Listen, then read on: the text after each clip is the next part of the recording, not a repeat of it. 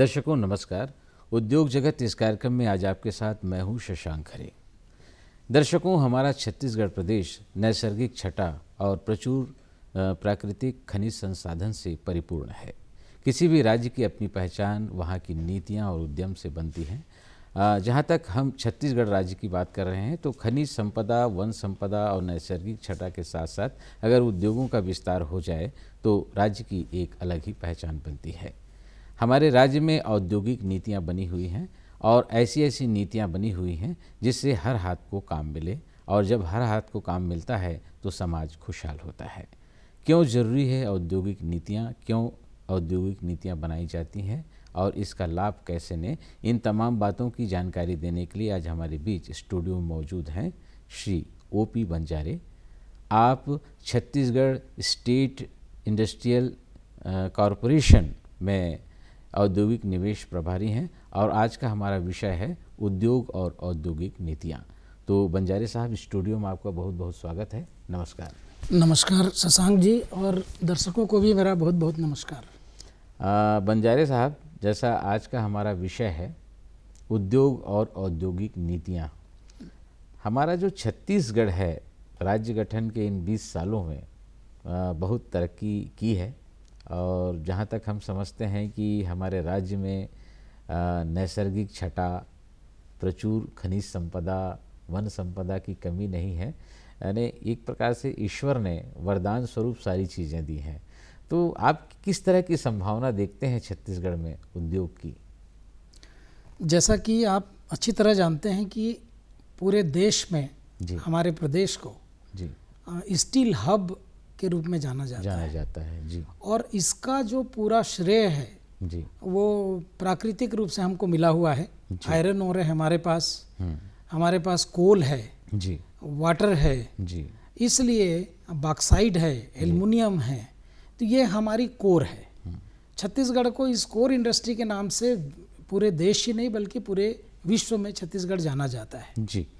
और हमारी जो प्रगति जो हुई है, आज देखिए जितने सेंट्रल PSUs है, चाहे NTPC ले लीजिए, चाहे आप भिलाई स्टील प्लांट ले लीजिए, चाहे आप पूर्व में जो बाल्को सार्वजनिक क्षेत्र में था वो ले लीजिए, ACCL ले लीजिए, ये इसी कारण से ये यूनिट हमारे यहाँ आज स्थापित हैं, जिसके नाम से हम लोग बहुत गर्व से कहते हैं कि हमारे पास काफ़ी रेवेन्यू जनरेट इससे होता है और रोजगार भी इनसे जनरेट होता है जी।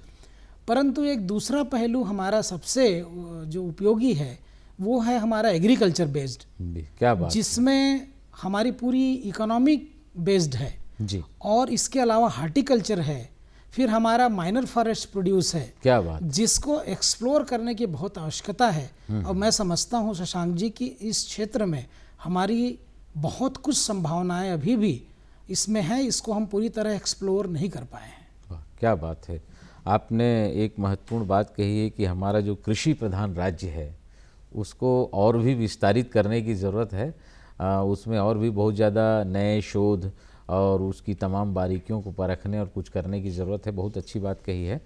तो आप बंजारे साहब ये बताइए कि सरकार जब उद्योग नीतियाँ बनाती है तो किन किन बातों का ख्याल रखती है? देखिए, स्वाभाविक रूप से हमारा उद्योग नीति की जो पहली प्राथमिकता होती है वो है कि रोजगार सृजन करना।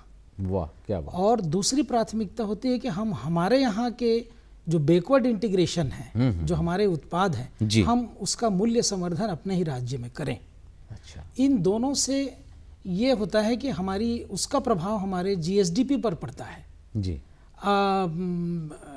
चूँकि हमारा प्रदेश एग्रीकल्चर बेस्ड है, खनिज संपदाओं के अतिरिक्त एग्रीकल्चर है, तो हमारा जो औद्योगिक नीति का जो बेस है वो भी एग्रीकल्चर, फूड प्रोसेसिंग और उसका मूल्य संवर्धन से संबंधित है। नई औद्योगिक नीति हमारी 1 नवंबर 2019 को आई है, नई सरकार आने के बाद। उस औद्योगिक नीति में पूरा का पूरा फोकस फूड प्रोसेसिंग पर है, माइनर फॉरेस्ट प्रोड्यूस पर है, हमारे हार्टिकल्चर उत्पाद पर है, ताकि हम अपने जो एग्री प्रोड्यूस है उसका मूल्य संवर्धन अपने ही राज्य में करें और अपनी इकोनॉमी को मजबूत कर सकें। अच्छा, तो जैसे आपने कहा औद्योगिक नीतियाँ इस ढंग से बनती हैं, तो सरकार जो है वो औद्योगिक नीतियों के तहत जी। उद्योग लगाने के लिए या उनके उद्योग नीतियों के विस्तार के लिए लोगों को जानकारी देने के लिए किस तरह से सहयोग करती है? उद्योगों के लिए देखिए, हमारे जिलों में जिला उद्योग केंद्र की स्थापना की गई है। जी। अभी फिलहाल 27 जिले हैं, 27 जिले में जिला उद्योग केंद्र की स्थापना है। जिला उद्योग केंद्र में हमारे महाप्रबंधक स्तर के अधिकारी बैठते हैं जी। उनका पूरा सेटअप है, और वो ब्लॉक लेवल तक भी जाकर एक एक कैंप करते हैं, लोगों को बताते हैं कि इस प्रकार की नीतियाँ शासन के पास है। उनके पास प्रोजेक्ट प्रोफाइल भी होता है, कोई भी व्यक्ति जाकर वहाँ पर पूरी जानकारी ले सकता है कि शासन की नीतियों के अंतर्गत उनको किस प्रकार की सुविधाएं प्रदान की जा रही है। जी। क्या क्या जैसे आपने संभावनाएं की बात की, तो नई संभावनाएं क्या है, उस उद्योग लगाने की साइज़ कितनी बड़ी होनी चाहिए, उसमें कितना कैपिटल लगेगा, कितना बैंक फाइनेंस होगा, किस प्रकार की योजनाएं अभी वर्तमान में प्रचलित हैं, उसके क्या फ़ायदे हैं, ये सब चीज़ें जिला उद्योग अधिकारी जो है वो आपको उसी कार्यालय में उपलब्ध करा सकते हैं। अच्छा, तो हमारे जो युवक युवतियां हैं वो जिला उद्योग केंद्र में जाकर संपर्क कर सकते हैं? जी बिल्कुल। अच्छा, ये जो जैसे आपने कहा संपर्क कर सकते हैं, लेकिन साथ ही साथ एक महत्वपूर्ण बात यह है कि हमारे जो पढ़े लिखे जो युवा साथी हैं, युवतियाँ हैं, तो वो उनके लिए शैक्षणिक कुछ अर्हता है, कोई योग्यता है जो मतलब उसमें अनिवार्य है? शशांक जी, बहुत अच्छा प्रश्न है आपका। जी। एक तो उद्योगपति बनने के लिए जी पहली तो है कि उनको किसी प्रकार के कोई बाध्यता नहीं है कि वो साक्षर हो या पढ़ा लिखा हो। जी। या पुराने कई परंपरागत बड़े बड़े उद्योगपतियों को देखेंगे तो वो वैसा कोई अर्हता निर्धारित नहीं है। जी जी। और वही हमारे साथ भी है, कोई भी व्यक्ति उद्योगपति बन सकता है, उसके लिए कोई शैक्षणिक योग्यता की आवश्यकता नहीं है। जी। पर कुछ योजनाएं ऐसी हैं शासन की, जैसे मुख्यमंत्री स्वरोजगार योजना, जिस तरह से भारत शासन में एक प्रधानमंत्री स्वरोजगार योजना चलता है जी। और राज्य में मुख्यमंत्री स्वरोजगार योजना चलता है, इसमें बाध्यता जरूर है कि उनको 12वीं पास होनी चाहिए, क्योंकि कुछ इकाई ऐसी होती है जिसमें कुछ न्यू इनोवेशन की बात आती है, नए कुछ उसमें R&D किया हुआ रहता है। अच्छा। इसलिए उसमें मिनिमम अर्हता निर्धारित की गई है। बाकी उद्योगों के लिए किसी प्रकार के कोई न्यूनतम अर्हता की आवश्यकता नहीं। अच्छा, इसी में एक छोटा सा हमारा एक और प्रश्न है हमारे दर्शकों को बताने के लिए कि जैसे लघु उद्योग, मध्यम उद्योग और बड़े उद्योग जी, तो ये जो औद्योगिक नीतियाँ बनती हैं तो निचले स्तर पे पहुँचने के लिए या ऊपर जाने के लिए जैसे क्या मतलब वो है? देखिए, उद्योग को बेसिकली 5 रूप में विभाजित किया गया है। पहला तो है कि टाइनी सेक्टर, जिसको 25 लाख तक जिसमें प्लांट एंड मशीनरी लगता है उसको टाइनी सेक्टर बोलते हैं जी। उसके बाद जो 5 करोड़ तक की मशीनें जिसमें लगती हैं उसको लघु बोलते हैं। 5 करोड़ तक से 10 करोड़ तक जिसमें लगता है प्लांट एंड मशीनरी उसको मध्यम बोलते हैं, और 10 करोड़ से लेके 100 करोड़ तक को मेगा बोलते हैं। अच्छा। उसके 100 करोड़ से ऊपर को अल्ट्रा मेगा बोलते हैं। इस प्रकार से एक कैटेगराइजेशन किया हुआ है। तो जो संभावनाएं प्रारंभिक रूप से बनती है, हम लोग भी जो फोकस करते हैं राज्य में, वो लघु एवं मध्यम उद्योग को फोकस करते हैं।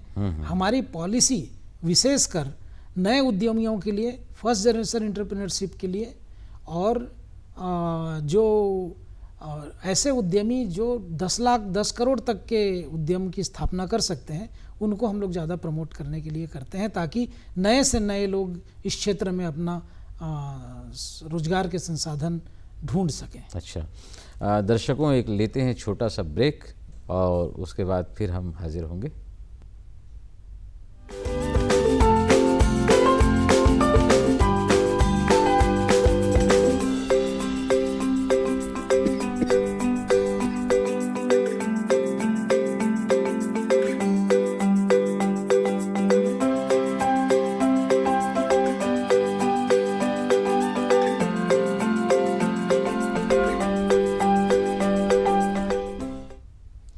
बंजारे जी, ब्रेक के बाद एक बार पुनः स्वागत है।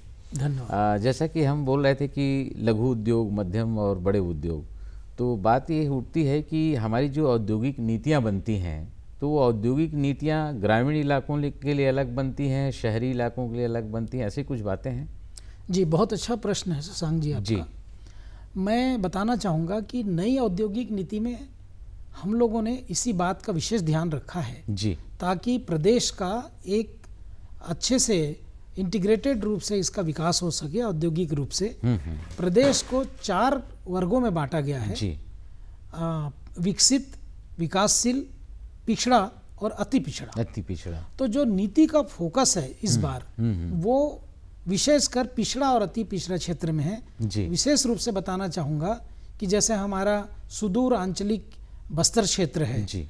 सरगुजा है, जशपुर है, ऐसे क्षेत्रों में जहाँ पर औद्योगिकीकरण सामान्य रूप से कम हुआ है, उस क्षेत्रों में इस बार औद्योगिकीकरण करने की पूरी योजना है। और सामान्य क्षेत्रों के अतिरिक्त इस क्षेत्रों में हमारी सुविधाएं बहुत अधिक है। अच्छा। विशेष रूप से मैं उल्लेख करना चाहूँगा कि जो पूंजी लागत अनुदान है, जिसको हम लोग कैपिटल सब्सिडी बोलते हैं, तो पिछड़ा एरिया में हम लोगों ने 100% कैपिटल सब्सिडी जीएसटी के रूप में उनको पास ऑन कर रहे हैं। अच्छा। यानी जितना वो निवेश करेंगे पूरा 100% उनको जीएसटी के रूप में पूरी लागत उनको वापस हो जाएगी। अच्छा, तो लागत वापस हो जाएगी जो बता रहे हैं, इसको थोड़ा से विस्तार करें, क्योंकि हमारे जो दर्शक हैं, ख़ास करके हमारे जो युवा साथी हैं, जो पढ़े लिखे हैं, जो रोज़गार करना चाहते हैं, वो जीएसटी को लेके बड़े आशंकित रहते हैं कि आखिर ये मामला क्या है। और अगर आपने कहा कि वो पूरे जीएसटी के साथ वापस होगा, तो किस तरह से वापस होगा? देखिए, प्रमुख रूप से जो उद्योग लगाते हैं उनको 28 प्रकार की सुविधाएं मिलती हैं, छूट मिलती है। जी। पहला तो ब्याज अनुदान मिलता है। जी हाँ। कि जो बैंक से अपन कर्ज लेते हैं उस पे लगभग आधा जो कर्ज है वो माफ होता है। अच्छा। जैसे 12% ब्याज बैंक लेती है, उसमें 6% ब्याज की प्रतिपूर्ति आपको शासन करती है। अच्छा। उसके अलावा जितना हम कैपिटल लगाते हैं उसका एक निश्चित मात्रा में जीएसटी के रूप में आपको पास ऑन होता है। जीएसटी को ऐसा समझना चाहिए कि जीएसटी में जो राज्य में जो मिलता है, एसजीएसटी जिसको बोलते हैं, जी। राज्य को जो जीएसटी मिलता है वो आपको राज्य पूरी तरह से आपको छूट देने को तैयार बस है। यही पूछना चाह रहे थे हमारे दर्शकों को, हम यही बताना चाह रहे थे कि जीएसटी में किस तरह से छूट मिलती है। जी हाँ, जी। जीएसटी के प्रमुख रूप से 2 भाग हैं, जो आईजीएसटी और जो है एसजीएसटी। तो एसजीएसटी जो हमारे राज्य को मिलती है वो राज्य शासन ने पूरा का पूरा अति पिछड़े क्षेत्रों के लिए पास ऑन करेगा और सामान्य क्षेत्रों के लिए वो 45% है। ये तो बहुत अच्छी बात तो ये बहुत अच्छा अवसर है जी। रोजगार युवा उद्यमियों के लिए कि वो अपने इस अवसर का लाभ उठाएं और अधिक से अधिक मात्रा में उद्यमी के तरफ झुकाव होकर उद्यम की स्थापना करें और अपना रोजगार खुद भी करें और लोगों को भी रोजगार के अवसर प्रेरित प्रदान करते रहें। बिल्कुल सही कहा। बंजारे साहब, एक महत्वपूर्ण सवाल है, राज्य चूँकि अब आप Chhattisgarh state industrial development corporation में एक महत्वपूर्ण पद पे हैं, तो रायपुर जो केंद्र है, जो आपका कार्यालय है, वो अभी तक किस ढंग से सहयोग करता है युवाओं को? देखिए, सीएसआईडीसी का बेसिक रोल लोगों को जमीन उपलब्ध कराना है। अच्छा। औद्योगिक क्षेत्रों में, जैसे हमारे औद्योगिक क्षेत्र हैं, उरला है, सिलतरा है, बोरई है, बिलासपुर में सिरगिटी है, इस प्रकार से हमारे औद्योगिक क्षेत्र सभी जगह हैं। और हमारी प्लानिंग है कि हम सभी जिलों में एक एक औद्योगिक क्षेत्र बना दें। हमारे वैसे भी अभी 52 औद्योगिक क्षेत्र वर्तमान में है। अच्छा। 52 इन जगहों में यदि भूमि की आवश्यकता होगी तो जहां उपलब्धता के आधार पर उद्योग स्थापना करने के लिए जगह जगह मिल जाएगी। इसके अतिरिक्त हम प्रोजेक्ट प्रोफाइल भी उपलब्ध कराते हैं। यदि आपको उद्योग लगाना है और किसी परियोजना की आपको जानकारी चाहिए तो आप हमारे कार्यालय आकर वो प्रोजेक्ट प्रोफाइल ले सकते हैं। उससे आपको मालूम हो जाएगा कि हम लोगों ने लगभग 250 से 300 प्रकार के प्रोफाइल तैयार कर रखे हैं। वो आपको मुफ्त में उपलब्ध हो जाएगी और वहाँ से आप लेके आप एक माइंडसेट तैयार कर सकते हैं कि किस प्रकार के आप उद्यम लगाएं, उसमें कितना लाभ है, कितना क्या फ़ायदा है, कितनी उसकी लागत होगी, क्या उसका मार्केट है। इस प्रकार की जानकारियाँ उस प्रोफाइल में मिलती हैं। अच्छा, बंजारे साहब, जैसा आप बोल रहे थे कि हमारे कार्यालय में आएँ, तो सबसे पहले तो हमारे दर्शकों को आप अपने कार्यालय का पता बताइए ताकि वो आप तक पहुंच सकें। एक तो जिला उद्योग केंद्र है और एक आपका राज्य का है। जी, राज्य का जो कार्यालय है वो उद्योग भवन रिंग रोड नंबर 1 तेलीबांधा में है। उसमें संचालनालय और उद्योग विभाग और CSIDC दोनों कार्यरत हैं। उसके अलावा भी आपको और भी संबंधित ऑफिसेज उसमें है, SIPP BP है। जिला उद्योग केंद्र भी अब उसी में शिफ्ट हो गया है जी राज्य स्टेट का जी। तो इस प्रकार की जानकारी वो, चूंकि हम लोग उद्योग भवन इसलिए किया गया है कि आपको एक ही छत के नीचे पूरी जानकारी, सारी वहीं पर मिल जानकारियाँ जाएगी। उपलब्ध हो। जी हाँ, बिल्कुल जी। सही कहा आपने। और दूसरी बात यह है कि इनको मार्गदर्शन या कोई प्रशिक्षण की व्यवस्था उद्योग विभाग की ओर से किया जाता है। ये यदि किसी स्कीम के अंदर, जैसे प्रधानमंत्री स्वरोजगार योजना या मुख्यमंत्री स्वरोजगार योजना के अंतर्गत यदि आप चयनित होते हैं तो आपको चयन होने के बाद जी उद्योग लगाने के पहले आपको प्रशिक्षण दिया जाता है। अच्छा। ताकि आप उद्यम लगाने की पूरी चीज़ों को सीख जाएं और एक बेहतर मैनेजर, मालिक और मैनेजर, चूंकि आप खुद ही मालिक और मैनेजर हैं तो ये दोनों गुण आप में कैसे आए, इस प्रकार के एक एंटरप्रेन्योरशिप डेवलपमेंट प्रोग्राम जनरेट होता है। अच्छा। उसमें आपको भाग लेना होता है और वो उसमें बैंक के अधिकारी, उद्योग विभाग के अधिकारी लोग आके प्रशिक्षण देते हैं और उसमें पूरी जानकारी मुफ्त मिल जाती है। अच्छा बंजारे साहब, एक और अहम सवाल होता है कि दिव्यांग हैं, महिलाएं हैं, उनके लिए नीतियां अलग से बनती हैं या उसी नीतियों में कुछ ऐसी सुविधाएं रहती हैं जिससे वो ज़्यादा से ज़्यादा लाभान्वित हो सकें? जी, बहुत अच्छा प्रश्न है आपका। जी। दिव्यांग और महिलाएं और अनुसूचित जाति और जनजाति, जी, इन लोगों के लिए अलग से 10% जो सामान्य लोगों को मिलता है जी, उसके अलावा इनको 10% अलग से उनको फायदा मिलता है। अच्छा। और हम लोग बेसिकली ये चाहते हैं कि उनको एक प्रायोरिटी लिस्ट में भी रखते हैं कि जैसे उनके केस आए तो कम से कम उनको आना पड़े। अब तो पूरी चीज़ें ऑनलाइन है, आप भूमि ऑनलाइन कर सकते हैं, ऑनलाइन एप्लीकेशन दे सकते हैं, रजिस्ट्रेशन ऑनलाइन कर सकते हैं। वैसे ऑफिस आने की या जिला उद्योग आने की जरूरत कम पड़े, जी, ऐसी व्यवस्था कोशिश की गई है। जी, ऑनलाइन व्यवस्था की गई है। अच्छा, तो जैसे हमारा सवाल ये था कि महिलाओं और दिव्यांगों के लिए कुछ ऐसी नीतियां तो नहीं बनी है राज्य में?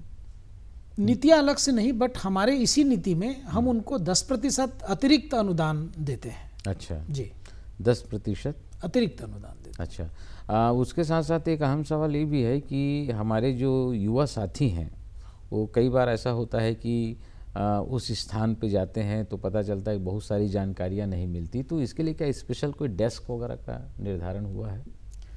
हेल्प डेस्क स्वाभाविक रूप से सभी जगह है, लेकिन आज डिजिटल का युग है जी, मोबाइल आपके हाथ में है। आप जैसे ही गवर्नमेंट का, उद्योग विभाग का साइट डाउनलोड करेंगे, वेबसाइट में जाएंगे, CSIDC.in में जाएंगे, आपको पूरी इन्फॉर्मेशन आपके हाथ में है। अच्छा। उसके अलावा यदि कोई इन्फॉर्मेशन ज़रूरत पड़ेगी तो आप ऑफिस जाकर ले सकते हैं। लेकिन मैं तो कहना चाहूँगा कि आप मोबाइल आपके यदि हाथ में है तो ऑफिस जाने की भी ज़रूरत नहीं है, पूरी की पूरी इन्फॉर्मेशन आपके साइट में अवेलेबल है। अच्छा जी। बंजारे साहब, कई बार कुछ नियमावली की कानूनी पेचीदगियाँ आती हैं तो उसका निपटारा आप लोग अपने ढंग से कैसे करते हैं?